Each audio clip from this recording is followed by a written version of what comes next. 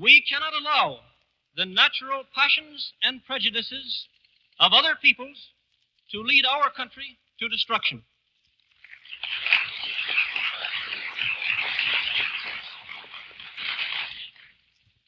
The Roosevelt administration is the third powerful group which has been carrying this country toward war.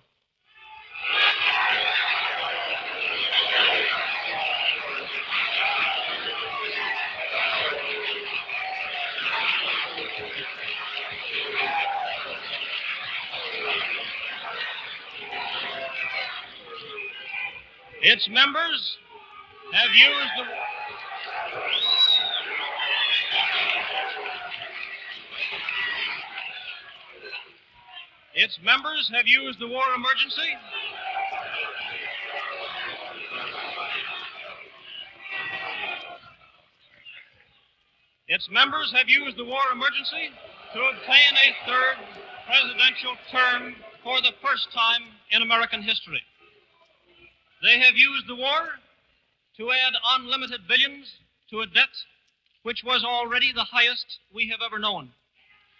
And they have used the war to justify the restriction of congressional power and the assumption of dictatorial procedures on the part of the President and his appointees.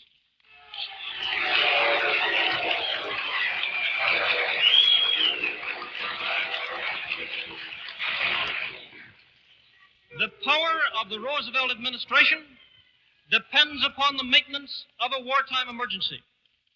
The prestige of the Roosevelt administration depends upon the success of Great Britain, to whom the President attached his political future at a time when most people thought that England and France could easily win the war. The danger of the Roosevelt administration lies in its subterfuge. While its members have promised us peace, they have led us to war, heedless of the platform upon which they were elected.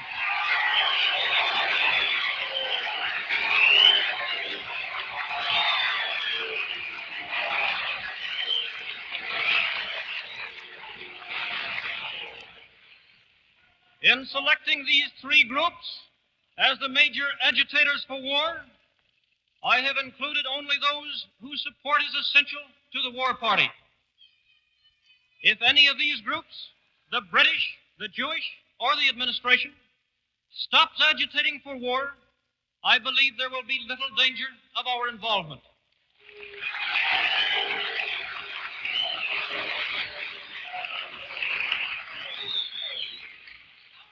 I do not believe that any two of them are powerful enough to carry this country to war without the support of the third. And to these three, as I have said, all other groups are of secondary importance.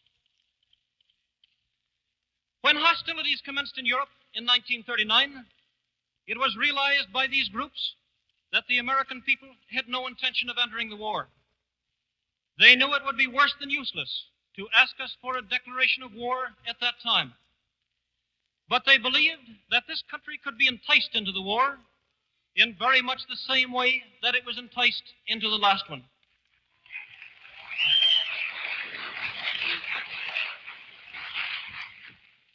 They planned, first, to prepare the United States for foreign war under the guise of American defense. Second, to involve us in the war step by step without our realization. Third, to create a series of incidents which would force us into the actual conflict. These plans were, of course, to be covered and assisted by the full power of their propaganda. Our theaters soon became filled with plays portraying the glory of war. Newsreels lost all semblance of objectivity. Newspapers and magazines began to lose advertising if they carried anti-war articles. A smear campaign was instituted against individuals who opposed intervention.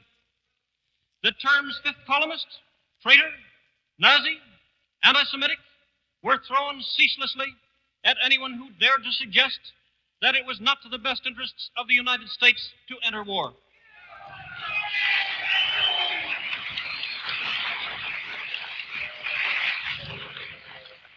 Men lost their jobs if they were frankly anti-war. Many others dared no longer speak.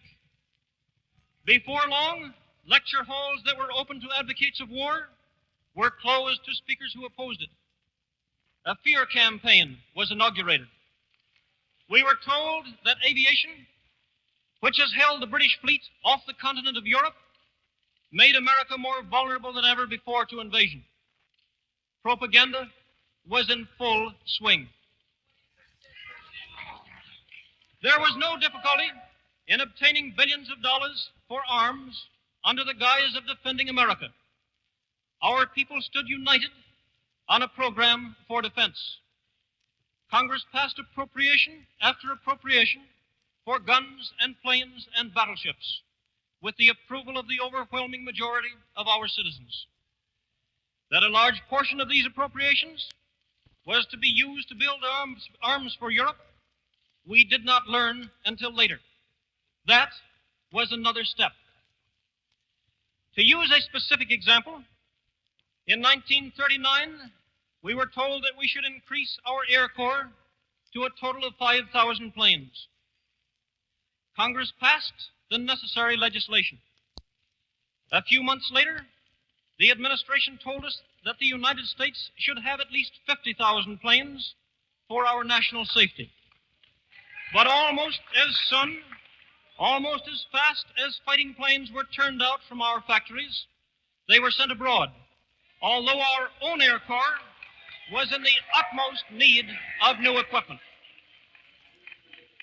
So that today, 2 years after the start of war, the American Army has only a few hundred thoroughly modern bombers and fighters, less in fact than Germany is able to produce in a single month. Ever since its inception, our arms program has been laid out for the purpose of carrying on the war in Europe far more than for the purpose of building an adequate defense for America.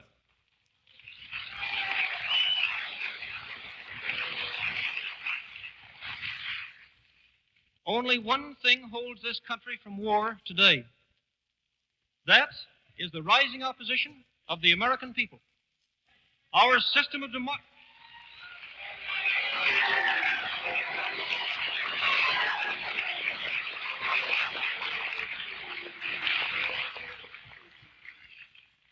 Our system of democracy and representative government is on test today as it has never been before.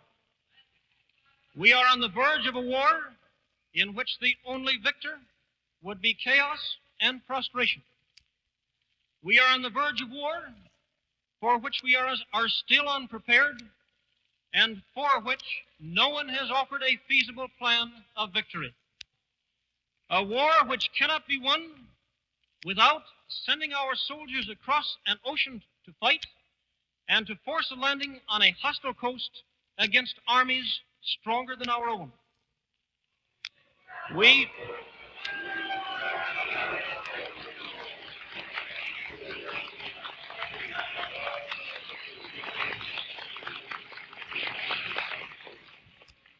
are on the verge of war, but it is not yet too late to stay out.